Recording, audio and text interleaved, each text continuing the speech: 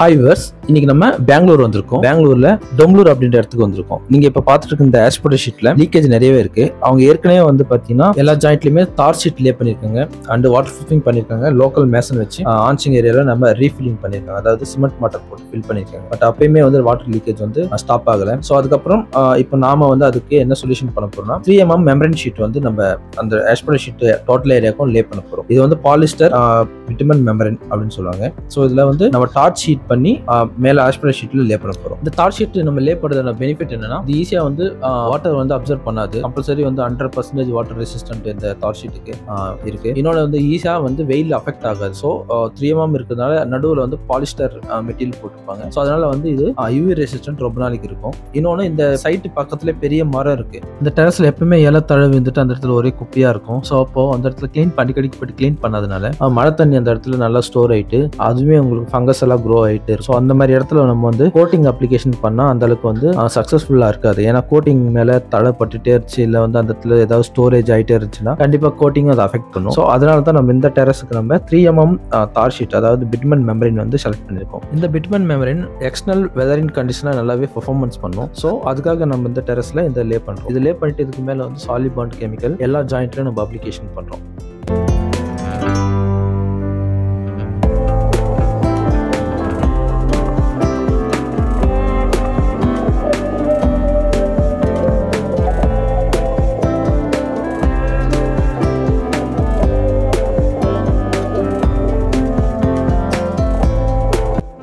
Aspect sheet சென்டரில் காலம் rice ஆயிருக்கு. ஸோ அந்த காலத்துக்கும் நம்ம 4 inch வெர்டிகலாக நம்ம இந்த மெம்பரேன் ஷீட்டை ஹீட் பண்ணி லே பண்ணுறோம். எதுக்காகனா காலத்து வழியாக வஞ்சி வர தண்ணி ஈஸியாக வந்து ஆஸ்பெக்ட் ஷீட் உள்ள போயிடும். ஸோ அதுக்காக நம்ம அங்கேயே ப்ரொடெக்ட் பண்ணுறதுக்காக நம்ம இந்த மெம்பரேன் ஷீட்டை ஒரு 4 inch வெர்டிகலாகவும் நம்ம லே பண்ணுறோம்.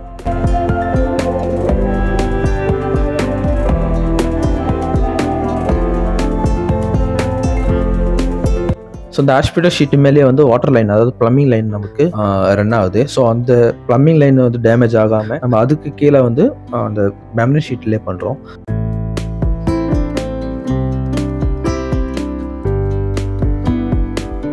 அதிகமாக லீக்கேஜ் வருது இந்த பேரப்பெட் வாலும் அந்த ஆஸ்பெக்ட் ஷீட் ஜாயிண்ட் ஆகிற அந்த இடத்துல தான், அதாவது ஆன்சிங் அந்த ஏரியா சொல்லுவாங்க. ஸோ கண்டிப்பாக அந்த இடத்துல நம்ம மோர் இம்பார்ட்டன்ட் கொடுத்து இந்த பிட்மன் வந்து லே பண்ணணும். எதுக்காகனா வெர்டிக்கலாக வர, அதாவது பேரப்பெட் வாலில் பட்டு வர தண்ணி டைவர்ட் ஆகிட்டு ஆஸ்பெக்ட் ஷீட் மேலே போகிற பாயிண்ட் அந்த இடம் தான். ஸோ கண்டிப்பாக அங்கே வந்து கிராக் டெவலப் ஆகும். நிறைய நான் சைட்டில் அந்த மாதிரி விசிட் பண்ணியிருக்கேன். ஸோ அந்த கிராக் டெவலப் ஆகும், அது வழியாக தண்ணி லீக்கேஜும் வந்துட்டு. ஸோ கம்பல்சரி நம்ம அந்த பேரப்பெட் வால்லையும் நம்மளுக்கு ஒரு 4 inches வெர்டிக்கலாக ஹீட் பண்ணி மெல்ட் பண்ணுறோம். ஸோ அப்போ தான் வந்து ஈஸியாக தண்ணியை வந்து நம்ம டைவர்ட் பண்ணி விட முடியும். கிராக்கும் ஃபர்தராக டெவலப் ஆகாம நம்ம ப்ரொடெக்ட் பண்ண முடியும்.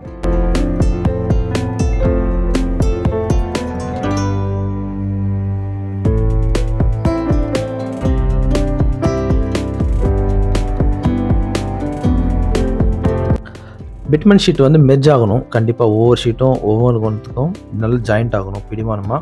ஏன்னா நமக்கு பிட்மன் ஷீட்டை வந்து ஒரு 3 feet வந்து அதோட பிரெத் இருக்கும். லே பண்ணிகிட்டே போகும்போது அந்த ஜாயிண்ட் வந்து கண்டிப்பாக நம்ம நல்லாவே ஹீட் பண்ணி அதை மெல்ட் பண்ணி ஸோ அந்த பாண்டிங் நல்லா இன்னுமே ஸ்ட்ரென்த் பண்ணணும். இல்லாட்டா வந்து அந்த இடத்துல ஃபீல் ஆகிட்டு, அதாவது தூக்கி ஆரம்பிச்சிருக்கும். ஸோ அந்த மாதிரி ப்ராப்ளம்லாம் வராமல் இருக்கணும்னா கண்டிப்பாக இந்த மாதிரி அகைன் வந்து நம்ம அந்த ஜாயிண்ட் எல்லா ஜாயிண்ட்டையும் நம்ம மெல்ட் பண்ணி மெர்ஜ் பண்ணணும். ஸோ அதுக்கு மேலே வந்து சாலிபாண்ட், நம்ம அந்த கோல் பாண்டு இங்கே அப்ளிகேஷன் கண்டிப்பா பண்ணி ஆகணும். அந்த மாதிரி பண்ணாதான் உங்களுக்கு 100% வாட்டர் ப்ரூஃப் அந்த டெரஸ்ல நம்ம பண்ண முடியும்.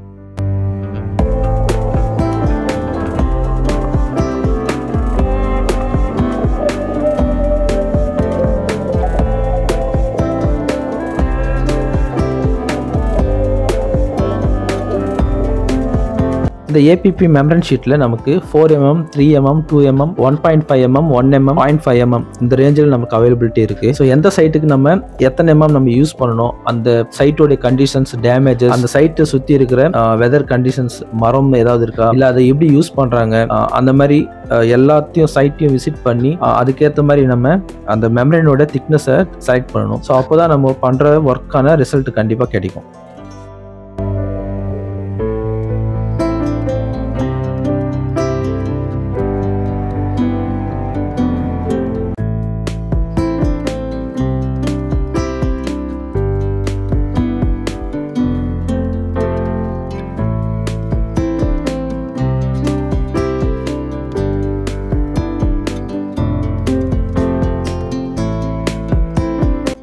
வெறுமனே ஆஸ்பெக்ட் ஷீட்டுக்கு மட்டுமே நம்ம இந்த ஏபிபி மெம்பரேன் ஷீட் லே பண்ணக்கூடாது. கண்டிப்பா ஆஸ்பெக்ட் ஷீட் எங்கெங்க ஜாயிண்ட் ஆகுது, அந்த ஆஸ்பெக்ட் ஷீட் மேல ஸ்டெபிலிட்டிக்காக நமக்கு பிரிக் ஒர்க் எல்லாம் பண்ணுவாங்க. கம்பல்சரி அந்த ஸ்டெபிலிட்டிக்காக பிரிக் ஒர்க் பண்ணாதான் காத்துல ஆஸ்பெக்ட் ஷீட் தூக்காம இருக்கும். ஸோ ஒரு சில சைட்ல அந்த மாதிரி ஸ்டெபிலிட்டி பிரிக் ஒர்க் இருக்கும். அந்த பிரிக் ஒர்க் மேலேயும் நம்ம மடிச்சு ஆஸ்பெக்ட் ஷீட் மேல பண்ணாதான் கண்டிப்பா 100% வாட்டர் லீக்கேஜ் ஸ்டாப் ஆகும். ஸோ இந்த சைட்ல நமக்கு பேரப்பெட் வால் இருக்கு. ஸோ அந்த பேரப்பெட் வால்லையும் நம்ம ஏற்றி வெர்டிகலாவும் நம்ம இந்த மெமரி ஷீட் லே பண்றோம். ஸோ அந்த மாதிரி பண்ணும்போது நான் முதலே சொன்ன மாதிரி வாட்டர் கரெக்டா வந்து டைவர்ட் ஆயிட்டு ஈஸியா ஆஸ்பெக்ட் ஷீட் வழியா வெளில போயிடும். ஸோ அப்போ நமக்கு இன்னர்ல சீப்பேஜோ இல்லை வந்து அப்சர்வேஷன் எதுவும் இருக்காது, வாட்டர் லீக்கேஜும் இருக்காது.